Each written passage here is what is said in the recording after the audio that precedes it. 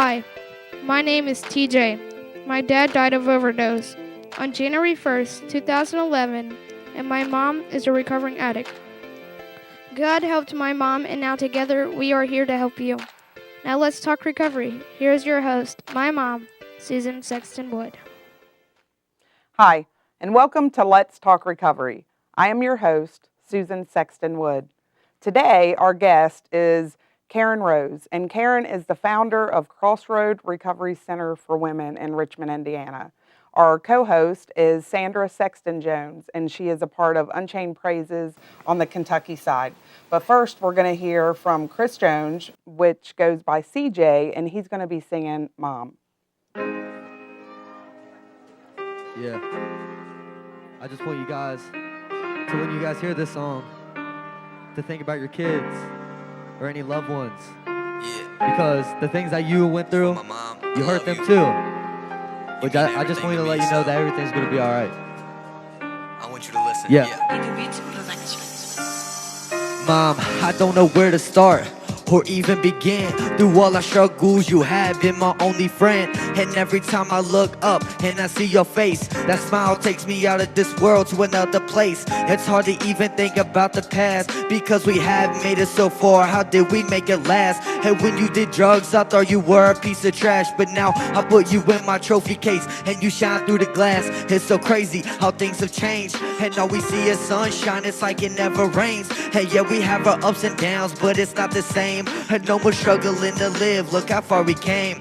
Dang, I can't believe it. How did you do it? You helped so many people and helped start a movement. You got us through it. You had to do it. I love you, Mom. This is true. And I love your motto. All addicts' lives matter too. Yeah, I love you. Your kids love you. So no matter what you put them through, they might get mad at you, but they do love you at the end. Yeah. They just want you to succeed. Everyone wants you to do better and be a better person. Yeah, listen to the lyrics. Yeah, I love you so much. You're my M.O.M. There were good moms, but you're just not like them. Tell me someone who's like you, gets out of jail to get a car, just like you. Who gets a house after that, just like you. Who gets custody up for 2 kids, just like you. Who's a single mother with 2 jobs, just like you. Who goes to church every Sunday, just like you. And man, I don't believe it, it can't be true. When someone says angel, I always think of you. You did the unbelievable and turned it to achievable. And now you're unbeatable just because you're you. Dang, I'm tired of the past. No more getting hurt, and no more waking up and getting thrown to the dirt. This time we will succeed, it has to work. I didn't know that there could be stars on this earth. You're a star. So no matter what your past put you through, that does not define you. You can change. My life has been up and down roller coaster, but we changed and we got better. Yeah. So no matter what you go through, you can always become better and do better. You just gotta learn from God. Find God, and you'll be all right. Thanks. We want to thank CJ for taking the time out to sing that for us. Chris is actually Sandy's son, and Sandy's the co-host today. But we want to talk to Karon. And Karon is the founder of Crossroad. Both Sandy and I have gone to Crossroad, and it's a big deal to talk to you. And it is. Yeah. It wasn't always, was it? No. I'm glad to be here, and I'm so proud of you ladies. Thank you. My desire when we started this work was to raise up women to carry on, women helping women, like the lady that was on the program before was talking about bringing people. To my take on it is bringing people out of the mire of addiction and saying, wading in there with them and saying, come on, this is the way out. Jesus is the way out. That's how I got out of addiction going on 38 years ago. Do you want to share your testimony? I still am shocked because I never knew you in addiction. But You were to blessed. think about some of the things that I've heard you do it's hard to believe. Well, I'm not going to go into all that. But I am going to talk about what God has done for me and my husband. I was raised in a Christian home, But the churches we went to, they were good churches, but they never really taught grace, and I never understood about grace. I thought that you got saved and then you had to stay good enough to stay saved. And that didn't last very long with me. I would go to the altar and I'd say, okay, I'm going to be good. And the next day I'd mess up. And I had just got to the point I thought, what's the use? Well, I got saved when I was 8. And I remember when I got saved, it was a little missionary Baptist church. And no, it was a primitive Baptist church. And I remember preaching to the mice out in the barn. I would get the mice and I'd preach to them. And I think I was called to minister to them, to people then, maybe to the mice too. But, but as I got older, I got away from the Lord. And then I found boys when I was in my teens. And as a teen, I never really realized who I was. It was always who I was with. So I remember thinking when I was about 15, because we were raised on a farm and it was really hard work, and we went to church 3 times a week, and then we worked and we went to school. And I remember thinking, I don't want my life to just be work. I want to have fun. And that was part of the problem with my addiction. When I found boys, I found out you could have fun, you could go to the show, you could go skating or whatever. And then I married a man who drank, and he didn't want to go to church. And I thought, well, I'm not going to fight with him about it. I'll go along with him because it's not worth fighting about. Now, that's where I made a really big mistake. I started drinking. I was maybe in my 20s, early 20s. We had 3 children. He was probably an alcoholic by the time he was maybe 18. He was a good man, but he was really mean when he was drunk. And we got into a lot of just fighting, and the kids saw us fight. And at that time, I'd never been arrested for drinking. I drove a lot drunk, but drove sometimes with the kids in the car. But he drove one night after we got divorced. And he was in a car wreck and it killed him, and left me with 3 children. Well, we were divorced, but we still were talking. We were still friends. And so I just got bitter after that. I even got more bitter at God. And I remember thinking, I can't make sense out of life. So what did I do? I married a guy that owned a bar. I mean, this is a logical thing to do if if you have a problem with alcohol. Well, that lasted. He was abusive, and we fought like cats and dogs. And my children saw that, and that lasted about 7 years, and then we got divorced. And I was 38 at the time, and I thought, well, I want a higher class drunk than him, because he was really, I was just looking for I thought I could find a guy that I needed in a bar, seriously, and having a good time. I was chasing a good time.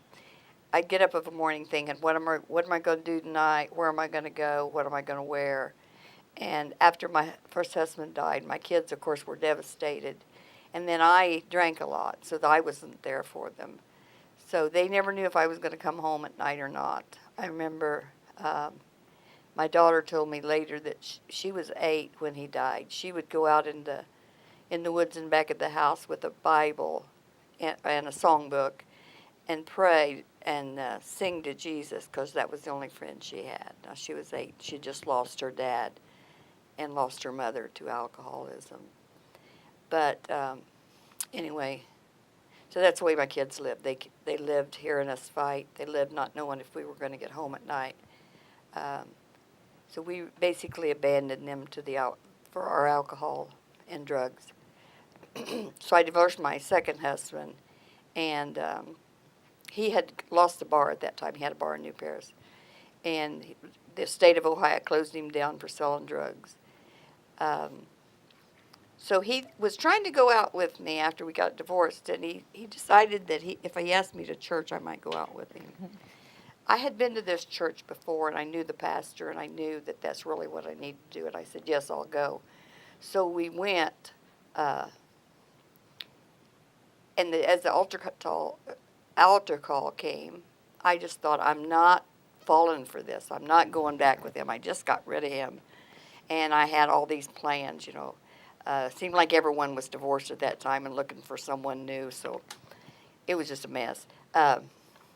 Anyway, I turned to walk out that night after the altar call, and a little voice said to me, "What's it going to take?" And it was just, it wasn't an audible voice, but it was a sad voice, and it scared me really bad. And I thought, the last time I walked out of church, I lost Bill, my first husband.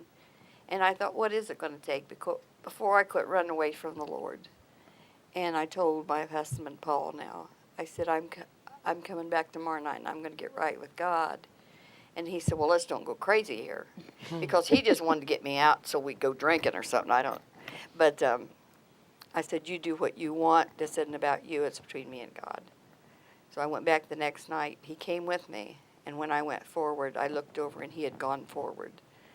And so that was, in 2 weeks, we got remarried.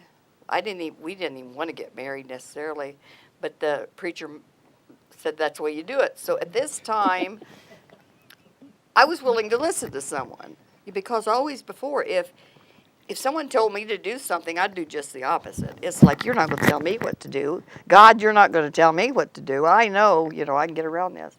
And I started being willing to listen, started going to church and started doing what the preacher said.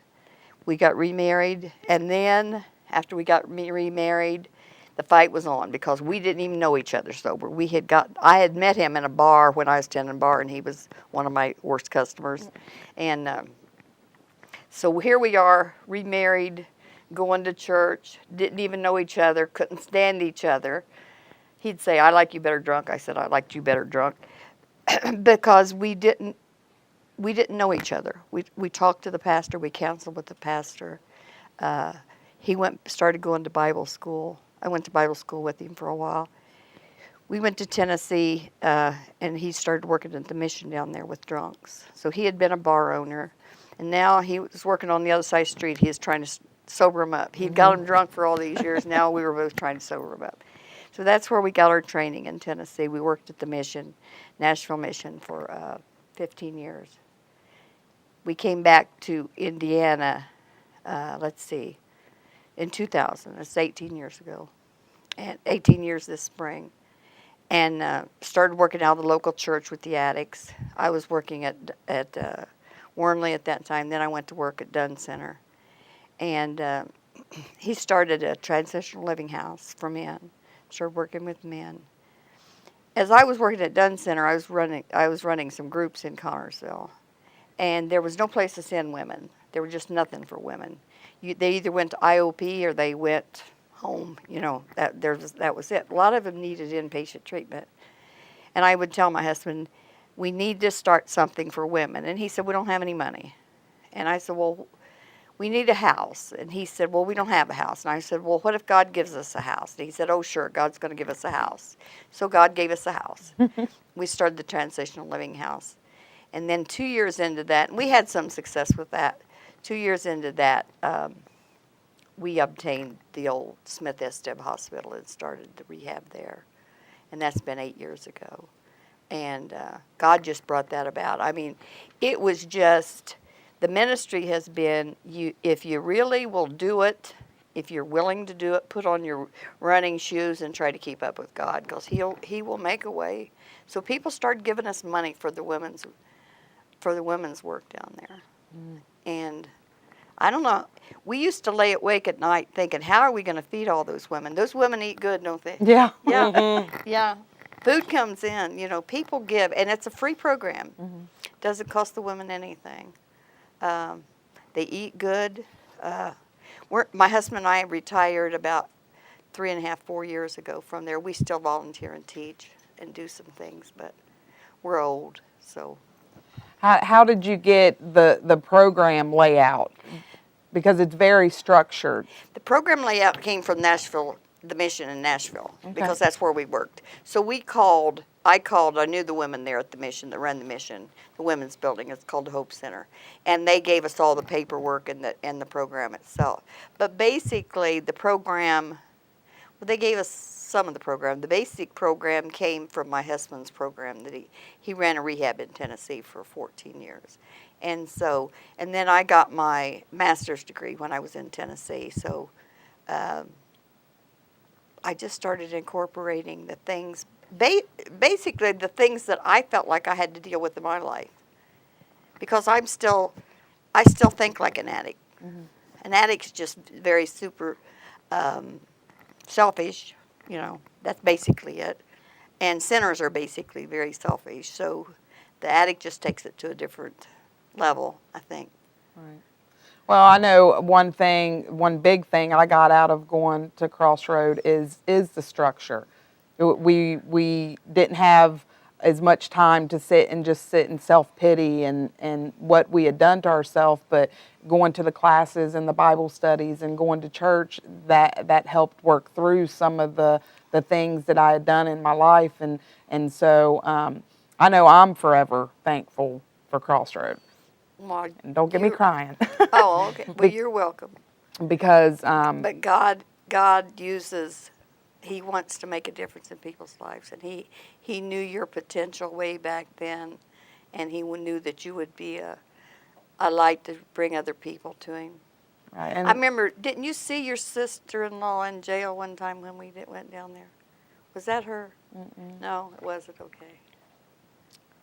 no, she was in active addiction Yeah, when and I Yeah, was I at know. Crossroad. I thought Susan you was were- the one who got me there. Okay, yeah. But that's how it works. A network of women helping women. And I know I still think like an addict because I can still start feeling sorry for myself anytime. I still have abandonment issues. The things that I deal with and have dealt with is what I really deal with in class. Right. And you help people. I remember one time you took me to court, and I was so mad that the judge was talking to me, and I was walking out of the courtroom and left you sitting there. And your attorney said, "You better straighten her up." And I thought, "Oh, well, yeah, well, lots of luck on that." Those were the good times, right? Well, and God knows what That He's judge doing. wasn't acting right, was he? Well, it was her. Oh, it was her. It was, yeah. Well, that makes And it even I worse. just wasn't ready to fully listen. But that's part of my journey, and it's a learning lesson. And we had the whole ride back to Crossroad that you talked to me, and it's a learning lesson. I did feel bad about leaving you in there after I thought about it a while. You didn't turn around and come back and get me, though. Well, I appreciate you. That's what it's all about. Is just us helping other people be that are where we used to be. Right. And I know people say, "Well, I can't imagine you ever drinking," and I say, "Praise God for that." That's all I can say because I was a mess. Yeah, yeah, and Unchained Praises, the name, that's where I got it. That's where God started speaking to me about what to do, and I didn't understand it then. I didn't understand it at all, but I just meditated and journaled. And Well, what about when I first met you? Have you talked about that, about when you were down in Lawrenceburg? yeah, well, I have talked on previous shows about it, but where I was ready to get help and checked into the hospital, and they put me in the psych unit, and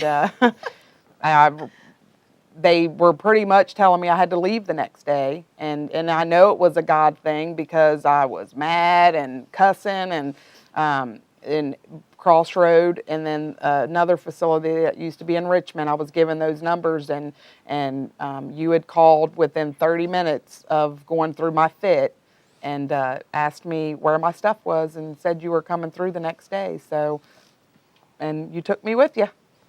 And that has been a journey, hasn't it? Yeah. I tell you, it is exciting to see what God does in people's lives. I mean, who would have thought? Us three sitting here. I guarantee you the people back that I used to drink with wouldn't have thought it. You probably had questions about me, too, when I was in the program. Like, she's some work. Yeah, but God works it out, If someone goes through the program and they never make any waves and they never get into it with me, or they're probably not going to make it, because you can work with someone if they got some kind of emotion, but just for them to just get through the program and act like everything's all right, that's not treatment. Treatment's hard work and a lot of just digging out of stuff. I know that's one thing that you're very gifted at, that God's given you, is in class, everyone would always be fearful before class, like, who's Karen going to get today? Because you would dig and dig and dig until you would just get stuff out of us that we didn't even know was really going on. And I don't know how I do it other than I have an instinct that there's something there that I need to get at or you need to bring to light, because our secrets are what makes us so sick. And a lot of times people don't realize until after they've left treatment, yeah, that's something I should have worked on. Well, and that shows how God works through you because of what he's done with you and the training you've had. You're able to do that. I know today, just seeing some of the girls at Crossroad, because I was there when you ran it. And now Wendy runs it, and I get that a lot. I said, well, it's different because when I was there, Karon was there every day, and they're like, oh. And you were right there with me, weren't you? We got into it one time. I don't forget what it was about. But anyway, it's like, okay, whatever. She was a hard. But In you know class. what? If you can get that stubbornness turned in the right direction, and God can. If you can get that going in the right direction, you've got something.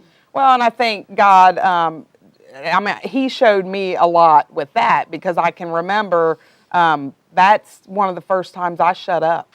And I used to have a joke. I like to have the last word, no matter what. Me too. And I shut up when we were, and it was probably a 20-minute argument in class.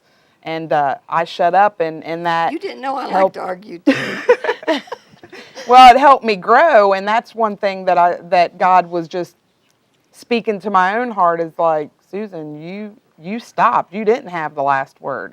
And you took me on a car ride, and we started talking after that. So it's not, one thing that I like about what you do is you still don't give up. I mean, even though we had a rough time, I had a rough time that day in class, you still come to me later, and you finished helping me work through what I needed to. I remember putting in my Bible, I want to be a counselor of peace, even if I have to start a fight to do it. That makes a lot of sense. Because sometimes you have to start a fight to really get, you have to not be mad at the person, but mad at the devil, and just not be confrontation avoidant. That's one of the things. I'm not confrontation avoidant, neither are you. And you know that sometimes it takes a confrontation. Not maybe as harsh as I am sometimes can be, but it takes confronting an issue.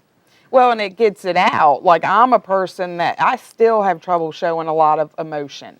And so to work on that is uncomfortable. And that's what I feel you bring out. You bring out us being uncomfortable with ourselves, and that brings healing. So yeah, and it's not the discomfort about the pain you've been through is not going to kill you, but if you don't deal with it, it's going to kill you. Right. People ask me, when do you quit working on your past? When it quits interfering with your present.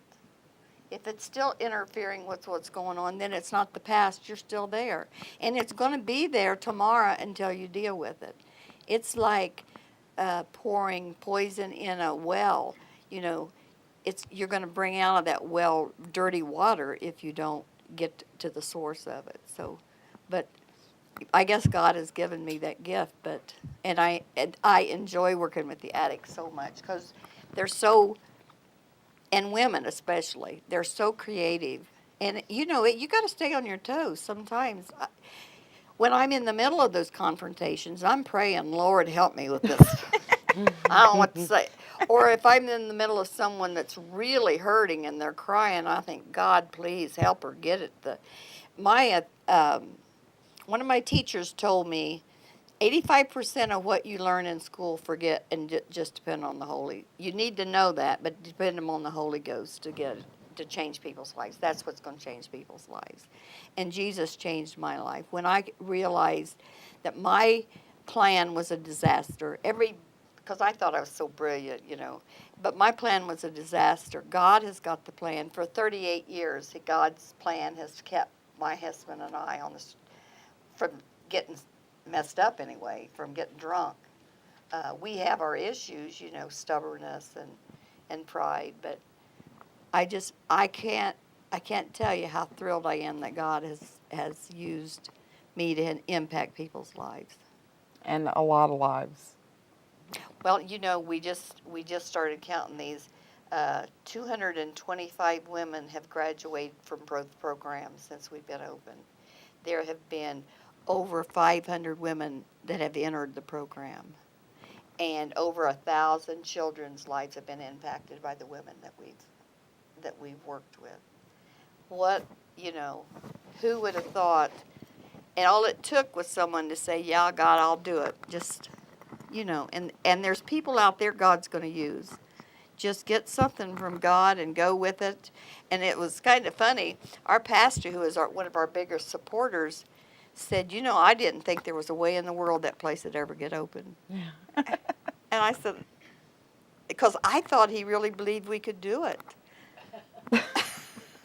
But God could do God, it. yeah. Yeah. Well, and when you talk about all the people that have been helped through Crossroad, and then you think about the ones that have been helped, how we're out there now doing things, that number is probably more than triple. That's God's program, isn't it? Yeah. Yeah. Sandy, you want to share anything about the program or what Crossroad did for you? Sandy and I never got into it, did we? Well, you tore me down about my mom, because as much as I thought that I was over her death, I wasn't. Oh. And you pulled that out of me because I had no clue. But anyways, what I think is so amazing, and I learned so much at Crossroads, but one of the things that I think is so amazing is to just see not just the transformation in my life, but to see it in my kids. Yeah, That's what it's all about. It's changing everyone in the family. Like Susan, I remember when we went to Hillcrest and we went to church and my kids were there, and I just looked at the kids and I said, "See, you did all this. Like, you prayed for me that much and got me into Crossroads, and it changed a lot of lives, not just one, a lot of lives." And I just think that's amazing, because we're such different parents when we're in addiction and not in addiction, when we're in Christ and not in Christ. And Jesus is the one that does it. Exactly. And it's just from people believing, that Yeah. God can do it. Just believing that God's God. And being obedient, yeah. So I appreciate that very much. I'm I not going wouldn't to cry have missed today. it for the world. It's been an exciting journey. And we just have to do the work. We have to be willing to dig down deep and to work through things. And even though, we have sobriety time and recovery time, we still work on ourselves. I know. And I know. it becomes easier, because we don't have, like today when I look at my life, I don't have the desire to drink and drug, but I can relapse on my attitude, and there's still a lot of work within me, and I try to embrace my future today, and so let's just keep on moving forward. So we want to thank Karon and Sandy for being on the show, and if you are struggling and you need help, we want to encourage you, especially if you're a woman and you need some inpatient facility, and get a hold of Crossroad. There's 2 people sitting here today that we received help, and our lives have definitely changed because of the program, and it teaches you structure, and we learn how to love ourselves. And so we encourage you to love yourself and to get the help that you need. Thanks for joining us.